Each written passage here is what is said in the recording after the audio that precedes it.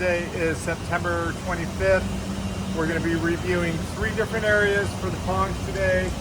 And I'm going to start out with this vanity for bathroom 4. And you're going to see a lot of the same details that we've done with the other 2 bathrooms. And I guess we'll start here.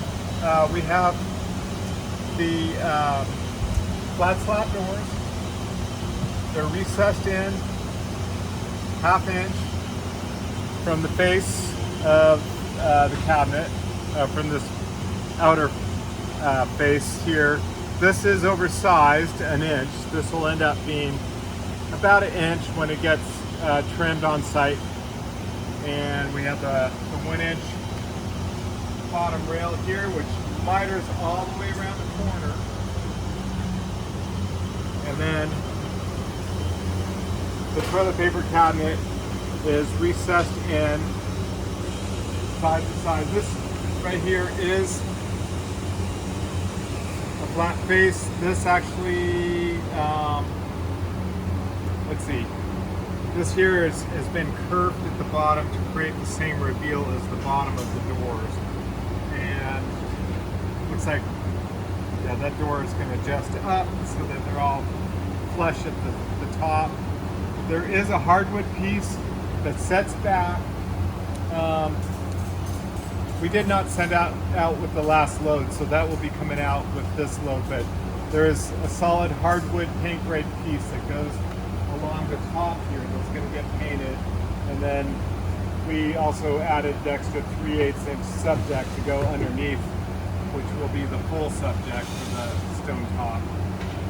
Inside these cabinets are line board for the adjustable shelves. And underneath this cabinet, if you come over here, there is the bottom continues in, and then there's going to be the little slot here before the bottom skin goes in, but that bottom skin won't go down on until after the steel is in place. And that creates that little channel for the light to go in there, and then passageway for the wire to go through. A little complicated, but I will be meeting with Noel on the job site to go over all these little install details, since there are so many, and we'll get that all explained so that it's easy for him to install. We'll go on to the next room. Okay, we are looking at the cabana bath. There are some similar details to the other bathrooms, but then some things that are different. So I figure I'm just going to point out what is different. On this one, we have the outer perimeter frame just like the others, but the one thing that you'll notice that's different on this is that the doors recess a full inch from the face of this perimeter frame, unlike bath 4 that I just showed you. That one was only ½ inch. So same detail here. You got the hardwood edge that you're going to put down after the cabinet's installed that gets painted. And like I said, we sent out a lot of this material to the job site, since it's going to be going across most of the paint grade base cabinets. And then there's the subdeck to the subdeck, which we figured that would just make it easier when you set the actual subdeck with the stone on top of it. Again, adjustable shelves, and then you got your sink, the support panel for that, and then adjustable shelves over here. You might be wondering, what are these loose pieces? You'll see more of this for the other vanities, but this is the 5/8 inch bottom skin that's going to go underneath the cabinet on top of the steel to flush out the bottom.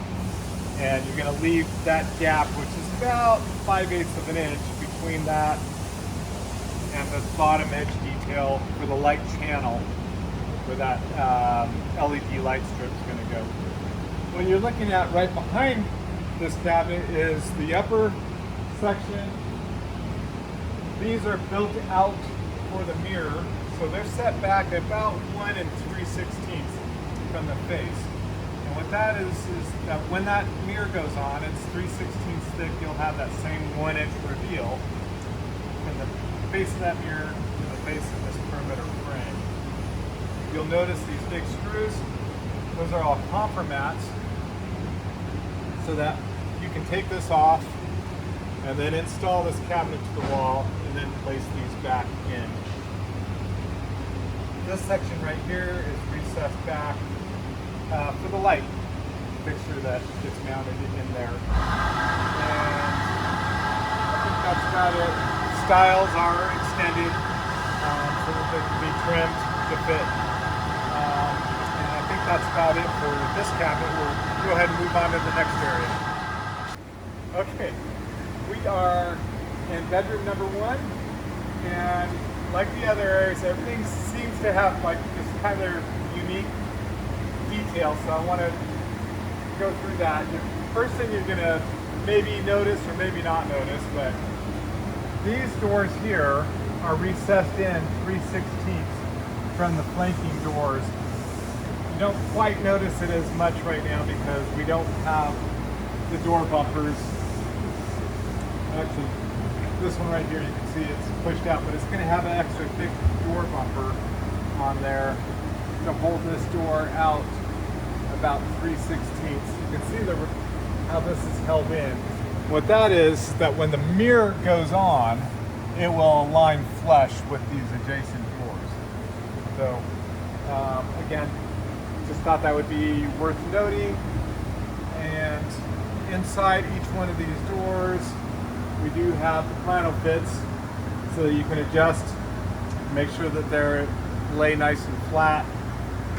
Things can change a little bit just by adding that weight and the different tension that you might get by the mirror. So these caps pull off, and there's an Allen set screw in here, and you can adjust these to make sure that you got them laying nice and flat.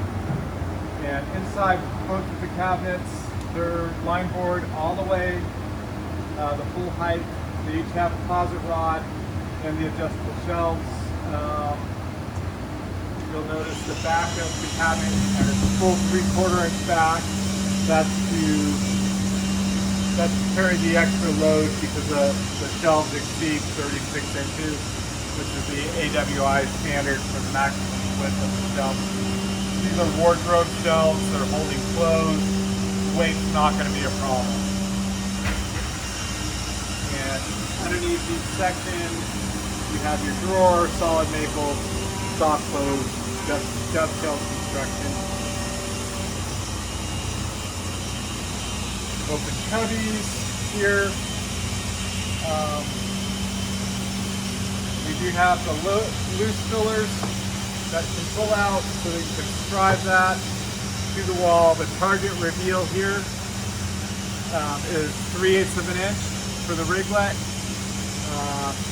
We oversized everything an inch, so you got plenty to work with. And I think that's it for this area. So we're going to get these bundled up, and Ralph will be reaching out to John and Noel about coordinating the delivery. So thank you.